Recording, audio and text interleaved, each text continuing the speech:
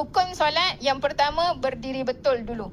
Kemudian baru kita lafazkan niat. Ingat, lafazkan niat ni hukum dia sunat. Tapi kalau awak tak pandai nak hadirkan dalam hati, lafaz dulu. Lafaz tu apa saja? Mengucapkan sehingga telinga kita dengar. Pastikan telinga kita dengar. Sebab apa? Sebab kita nak kena ingat apa yang kita ucap ni tadi. Sekejap lagi. Boleh? Okey, mula-mula berdiri tegak, takbir. Lafaz dulu. Aku solat fardu subuh. Aku solat fardu subuh. Boleh ke bahasa Melayu Ustazah? Boleh. Nak bahasa Arab pun boleh. Usalli fardhu subhi. Usalli fardhu subhi. Okey, lepas tu takbir. Allahu akbar. Masa kita sebut Allah tu, kita ingat apa yang kita lafaz tadi. Ingat je. Tak payah sebut satu-satu tak. Awak ingat apa yang awak lafaz. Itulah yang dikira sebagai lintasan niat dalam hati. Siapa jelas sampai sini?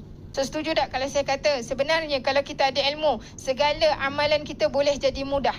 Yang selama ni kita rasa susah sebab apa? Sebab kita tak ada ilmu tu. Kenapa kita tak ada ilmu tu? Sebab salah kita sendirilah. Kita yang tak pergi menuntut ilmu. Sedangkan telah diwajibkan ke atas setiap orang Islam untuk menuntut ilmu.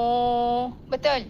Jelas sampai sini? Siapa dekat sini dia tak tahu lagi? Rupa-rupanya nak melafazkan takbir ada 16 syarat sah takbir. Siapa tak tahu lagi?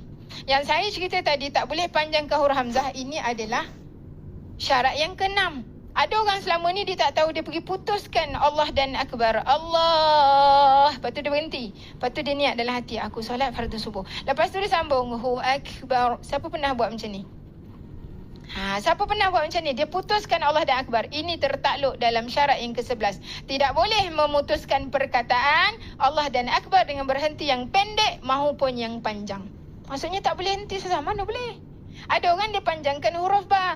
Allahu Akbar. Allahu Akbar. Pernah dengar? Dia panjangkan huruf ba. Ini ada pada syarat yang ke-7.